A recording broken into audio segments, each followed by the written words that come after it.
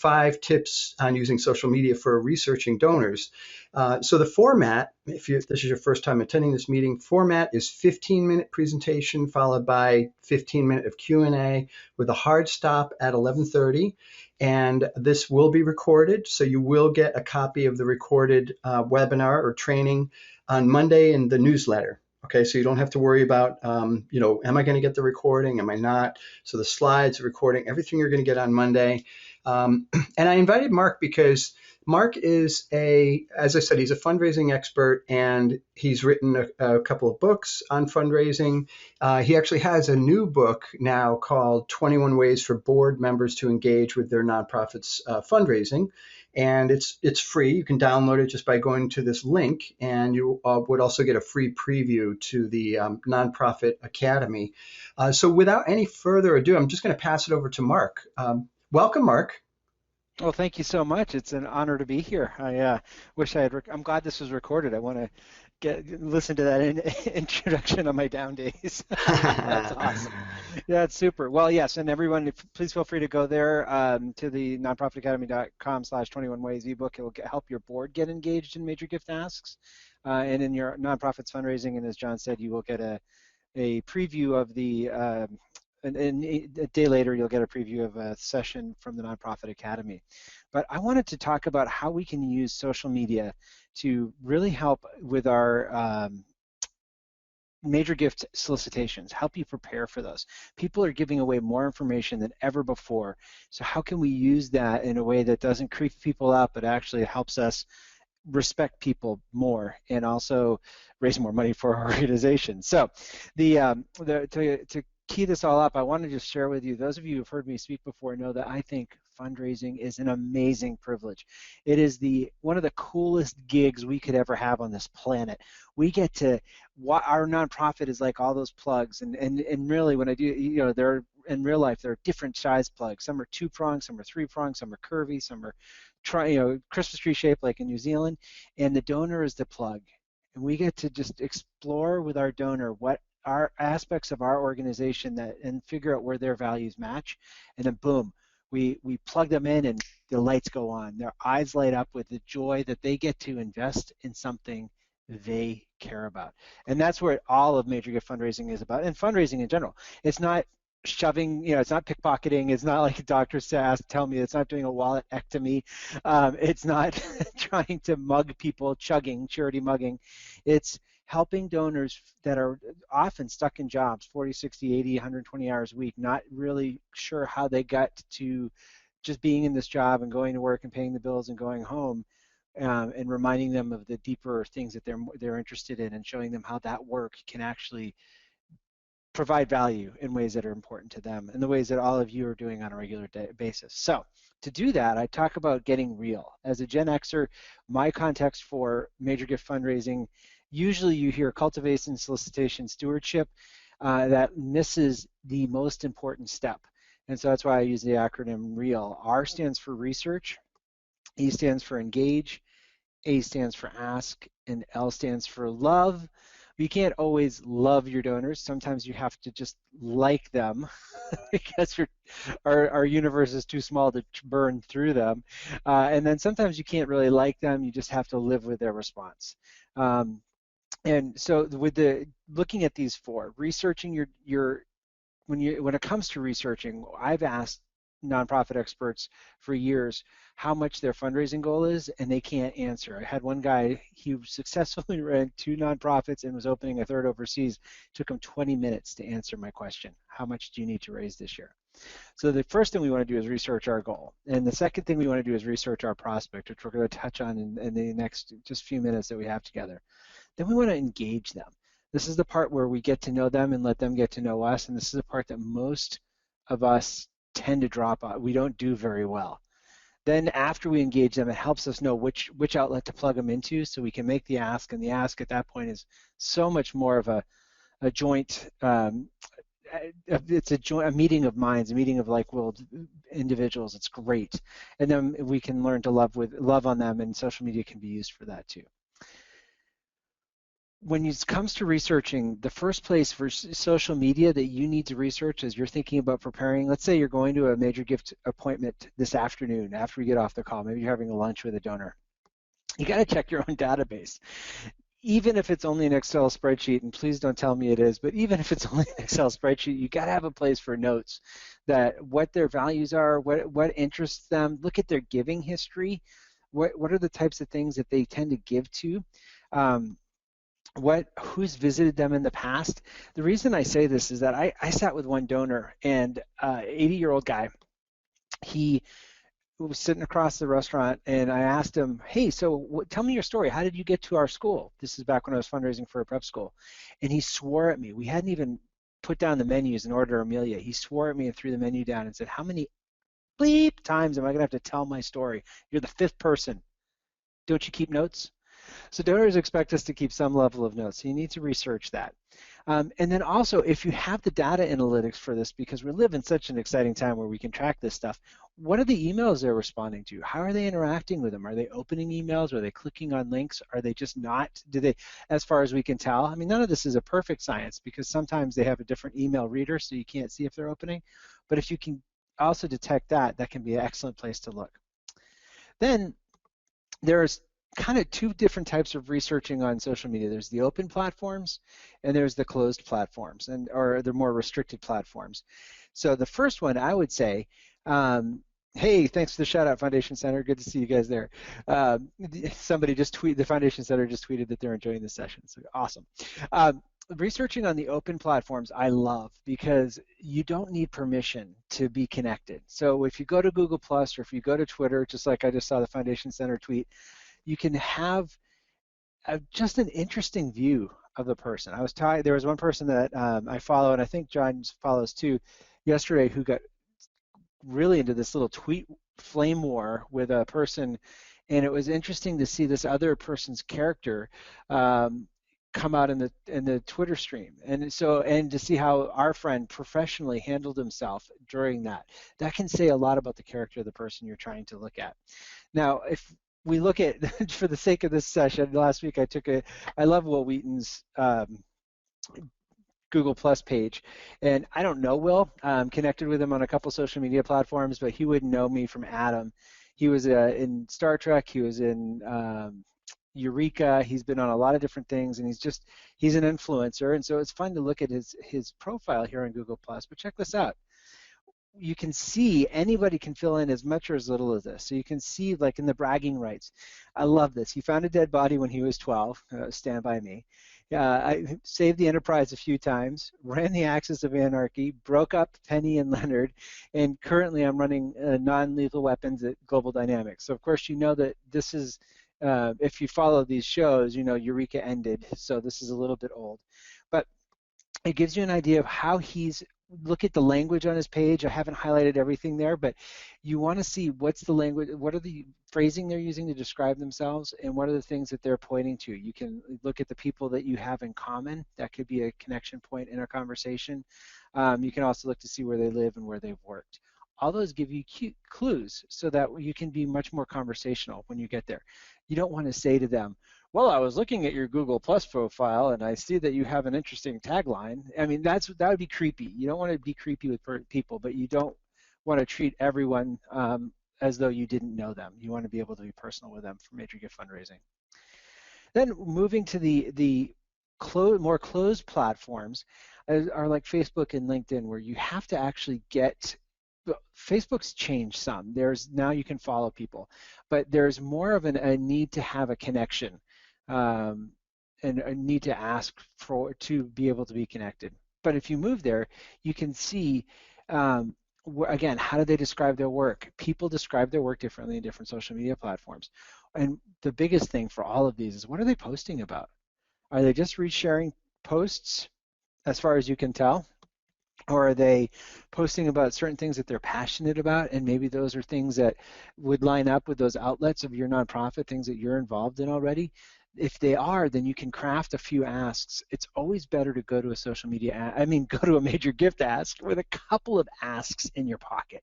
So sort of like when you go to McDonald's, they ask, do you want a small, medium, or large? Same thing.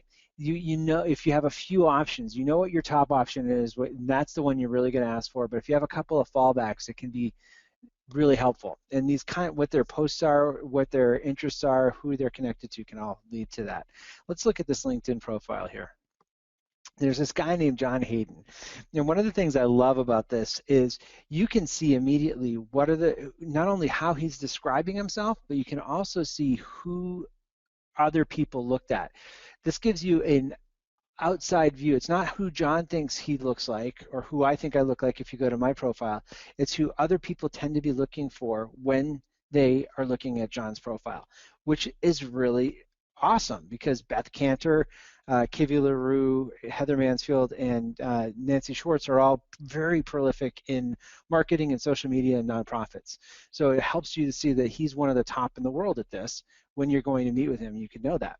The other thing you want to see, you can also, of course, see how you're connected. But look, if you're on LinkedIn, hover over the profile, and you can say, this is the scary part about LinkedIn. Who's viewed your profile? You can see pictures of people, and this is why there was a CEO of a nonprofit that I was working with, and I was using LinkedIn a lot to just check out people that we didn't know about. I don't pay LinkedIn to be a member, so he reminded me. The reason he never went there is he knew that his picture would show up. My understanding is if you pay LinkedIn to be whatever their super premium user is, you look more like someone at Temple University head instead of having your face there. But just be careful. You may not everybody's going to look to see who's been looking at their profile, but LinkedIn seems to be the place in my years in social media where leaders tend to feel the most comfortable on social media, so they may be more attuned to that. But still, I think you get a tremendous amount of research and information based on how people are linked to you. And there's even some fundraisers are finding that setting up appointments for meetings is easier through LinkedIn than through email. And the hypothesis is that people can actually see your profile and see that you're legit as well. So remember, again, there's one of the big things I've been saying throughout the last few minutes, and we're at the 15-minute mark right now, but is privacy, please. Don't creep people out. You don't want to go into somebody's meeting and say, I was looking through your records and noticed your dog died 6 years ago. How did you cope with that? Are you okay now? I mean, just don't be a creep about it. But knowing that their dog died and knowing that that may be something that's important to them, especially if you're in an animal rights organization or an animal care organization, could be something that people are increasingly giving gifts in memory of pets. And so you might be able to tee it up by saying, well, one way that we can make the commitment that you're thinking of making is, are there any pets that you'd like to leave a legacy for? Boom, that may be a way to do it. But so respect their privacy. Generally what I say is your integrity is worth more than any amount of gift that you can get. So only go as far as your integrity will let you. There are very good ethical guidelines for research. APRA, the Association for Prospect Researchers of America, has some really good ethical guidelines. None of this oversteps those, but we all have our own internal monitors also. So respect people's privacy. And the reason is, what we're trying to do is let our donors know that we can't move this next. Could you go? Yeah, that we want our donors to be the hero. We want them to know that we're not the ATM, but we're treating them like a hero. And with that, that's some thoughts on how you can use social media to set up for your next major gift solicitation. Brilliant. Brilliant job, Mark. Thank you so much. So, phew.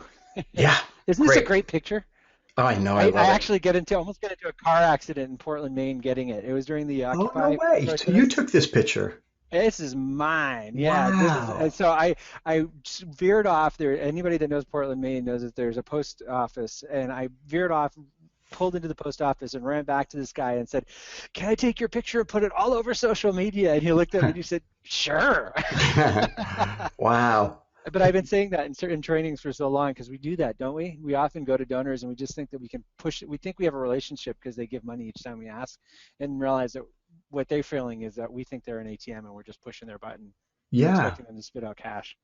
It reminds me of a conversation that we had a while ago, Mark, and I'll never forget this conversation. We were talking about a common mistake that organizations make when they think about their donors, and it's kind of the conversation revolves around the kind of annual donor, I guess, the annual donor idea. In other words, Hmm. oh, this person gave, so they're not really on our list anymore because they already gave this year. So let's not really bother them. Let's hit them up next year.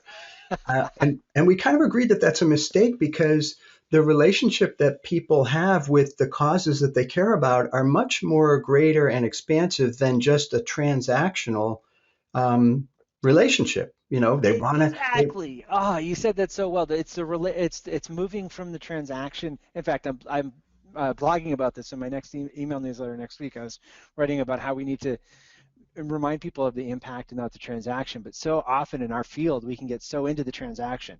How do the mechanics of getting the money work? Yeah. That we forget that the donor isn't thinking mechanics of getting the money. They're thinking about investing in their values. And so the research that Adrian Sargent has done on donor retention shows that our first ask should be within the next 90 days. Because and I think it was Penelope Burke, when she was researching why people never made a second gift, 25% of the donors didn't even realize they'd made their first gift. Hello, that's on us. We have to do a better job of, Oh of yeah. communicating the impact. Yeah. So we can ask, and so I was just doing a training last month in the academy with Joe Garrick on writing creating a fundraising plan, and he said his first ask after a gift that he loves to ask for is advice. Hmm. And that helps give you more research and more clues. Somebody makes a major gift, they're now they're in. They've Hmm. jumped the hurdle. Any gift, even annual gifts, any gift is they've made some sort of gift, and so if there's someone of interest, you could ask them for advice. And Yeah. I would say be genuine about it. Don't just be doing it as a tactic, but if they're good at something that your nonprofit is looking at, or if they Yeah. have, yeah, this is a crazy thing, John. I was doing fundraising again for this prep school years ago. They were doing a construction effort, and his comment was, "Who is who's for naming opportunities? Who's funding the plumbing in the new building?" Hmm. And I thought I couldn't tell if he was having me on or not, but I didn't want to blow the opportunity if he wasn't. Hmm. And it turns out he was an engineer. He understood that there's a whole system that goes on in buildings. So I got Wow. to we got to have his advice in the project, and that Yeah. made a whole different level of ask for us than we would have gotten Wow. if we just gone with what we thought. Yeah, that's tremendous. The other thing that influences retention uh, is reporting outcomes, or just simply engaging with folks after the fact. So, for example, what I often recommend to my clients is, especially on the not necessarily with a large donor, but you know, uh, smaller donation size aside, encouraging them to participate in campaigns, social campaigns. Uh, share a picture of your Yes. pet and Yep. add this hashtag. Something very simple like that. Because we have to think about the donor as a whole person. It's not just the wallet in their back pocket, but it's the whole person. And especially somebody who's writing out a large check. That person is seriously committed to the organization, and they want to do more. They want to do more. It's not just financial for them. Well, okay, so this is perfect because Ken Burnett last week was talking about he had a slide in the training on storytelling that said, "Don't yell at my mom," and it was his mom had given to a lot of different organizations, handpicked, and she was regular to the organizations she gave. And then when she moved into a home or retirement area, she stopped giving. Hmm. And so rather than looking at her whole history of giving and treating her as someone who'd been committed with the organization and maybe transitioning her into a planned giving, because maybe her cash flow is different now. Yeah. Instead of that, it was just stayed on the annual fund track of Leibunt, Seibunt, Never Giver. And the letters got more and more insistent and demanding about people making a gift, and more back to the you have no relationship with us, more like the acquisition mailing of, talking to a stranger. And he saw the stack of papers there in her space, and he said, he said, "What are these? These are organizations you like." She said, "But Kenny, they're yelling at me. Yeah. I don't like to listen to that." Yeah. And she Yeah. never left any of them in her estate. Nobody Yeah, asked her. that's the spray and pray approach. Just spray. Just spray as many fundraising letters out there as possible and just pray. Hopefully Well, the somebody will. best part with our technology now is we don't have to do that. I was talking to someone yesterday that I feel like we've moved from high touch, one-on-one, everything is really personal, typing out individual letters, to high tech where we can mass produce things and merge and purge. Yeah. And now we're moving to the place where our high tech is helping us be high touch again. We can see Yeah. who's opening our emails. We can see, depending on how we set it up, who's watching what videos, and even automate those responses so that it's just as personal without it having to be any more, hiring new staff or overhead for the organization. It can be done very streamlined in a way that respects the donor. Yeah, and that's a perfect segue for this question from Lloyd. Lloyd is saying he works at a performing arts center at a community college and heard the comment, your earlier comment about keeping notes in Excel. Not obviously not recommending Excel, but he said, Thank you. Lloyd is saying, if not Excel, how do you recommend keeping track of interactions, patterns, etc.? Awesome question, Lloyd. Wow, there's so many ways, and I've been trying to figure out how to kind of come up with a sheet of the different options. On fundraisingcoach.com, if you search donor databases, there's a post that I did outlining the ones I'm most familiar with, and then in the comments there were a bunch of others that were listed or suggested. But it's typically called a donor database, and the ones that you may be most familiar with are Blackbaud. Bloomerang is amazing. Bloomerang's great. Yeah, Stratus Live is great if you're a large nonprofit and need there's some really cool things that they're doing technologically, but they're for big enterprise level situations. Donor Perfect is one a lot of people seem to be going with. There's something Greenlight that seems to be a lower cost way, but these are all basically what business world, if you're coming from a business world, you call them CRM, constituent relationship management. It's just a way of Excel. You can't really keep these fields up. You can't keep the notes.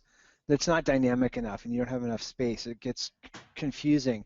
So the goal is, and Salesforce, they're a foundation. They do stuff for nonprofits.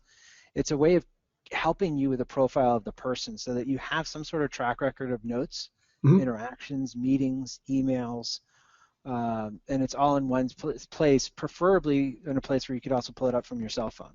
Yeah. So that you can check just before you go in to make sure things are right. But then you'll have a one-stop shop of. It'd be interesting if people are using the comments, if you could just type in in the questions what solutions you're using, and we might be able to share some of those with them. Lisa says she's using Salesforce with Cause View development component, and it has an opportunity to track activities. And there's another question here from Iris, but I'm going to hold off on that. Lloyd raises a really good question. The other thing that you mentioned earlier is to make sure that you're tracking behavior in email. Because if you have a meeting coming up, you want to see, at least take a quick look. How active are these folks with email? Are they reading emails? Are they not?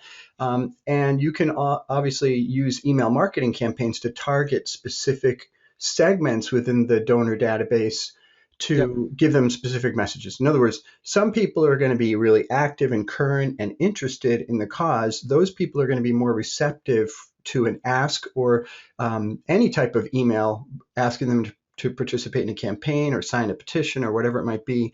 And you certainly don't want to bang people over the head if they're not reading your emails. You don't want to go to them. The first thing in their inbox from you is, hey, give us some money. It's better to treat those folks in a way, encourage them in a way that's a little bit lighter and non-financial. We're doing this campaign. The AARP, I think last year, they did a great campaign for Mutt Madness. For March Madness, they did Mutt Madness, and they understood that their people, their supporters, they are dog lovers, and they said, hey, we want to see pictures of your dogs. Post a picture and use this hashtag, and now they've collected this incredible photo album on their Facebook page of all their members' dogs. It's incredible. So, and it's such an easy way to include people, because someone who has a dog is, it's not like you have a dog and you're kind of lukewarm about dogs. If you have a dog, you're passionate about dogs, and you're going to take a picture and you're going to share it. Well, getting back to the email thing, it's interesting. I was talking to another person just in the last couple of days who was telling me MailChimp will actually, when you send your email now to MailChimp, if you have the settings set, I guess, I don't know if it's automatic, they won't send it out. They will send it out based on the open times of the people who are getting it. MailChimp so it's optimized to be right there when the people are most likely to be receiving it, so it's not buried, which is just Exactly, yeah. So let me, a couple comments about donor good. databases. One is, I'm just going to move to the last slide. oh, So these are sure. some resources that people can use. The Nonprofit Academy, I'm actually setting up a donor database demo, talking to vendors right now so their demo videos can all be in one place. But Beautiful. I what love are some that. of the things that people are saying? So just comments. Sherry saying we use donor tools, $39 a month, and then Nice. she tracks correspondence and reporting. Zoho CRM is Oh, Juana is sharing that, and Sumac I'm familiar with. They do the accounting software too. So that's Barbara is sharing that. And then we have one last question from Iris, and the question is, question is, what about Salesforce? Which is at its basic level free for nonprofits? That I guess it's a question. Is yeah. Salesforce? So my understanding, I'm not an expert on Salesforce. My understanding is that there's a core part that's free, and Northeastern University loves it. One of my friends runs as one of the people that helps run the university, and he loves Salesforce. They have their admissions on it. They have it across all their departments. I don't get it entirely, and the analogy that was given to me was um, that it's almost like Legos. You Mm, buy a core set, and then you have to buy components to fit in. And when I tried to use it, I just couldn't figure out why I couldn't do what I needed to do and why mm. I needed to buy another component. I was Yeah. doing it not so I don't know if that's it. Clearly, that's not everybody's experience, and they keep changing and growing. So, Yeah, well, the um, analogy I always like to use with Salesforce is, yes, it's free, but it's almost like saying, "Hey, here's a hand glider. It's totally a free hand glider. You're going to need lessons to fly this thing, by the way." So Salesforce, it's very, very robust, and it's very difficult to implement the free version by yourself unless you're very technical, unless you have Salesforce experience. However, there is a company called Cloud for Good, and oh, what interesting. they do is they basically put a nonprofit wrapper on Salesforce. So they have kind of an out of the box implementation of Salesforce for specific types of nonprofits. So that would be a company I would recommend if you already have Salesforce and you want somebody to make it a little bit more user friendly for the nonprofit. Cloud for Good is going to be the answer. And then I just put in the chat the link to the fundraising coach site it has Razor's Edge, Bloomring, eTapestry, Donor Perfect, Little Green Light, Salesforce, Total Community Manager, and then there are some in the comments that have and R360 is one that get a lot of customers to kind of comment bomb my post. Oh, beautiful. Awesome. Fun. And I just shared a link to the ebook, 21 Ways ebook. Great. Well, Yeah. I'd really love to have people, yeah, take that up, and people are printing it out using it as part of their board orientation now. It's been really fun to see how exciting and accessible that is to get volunteers engaged. Brilliant. Brilliant.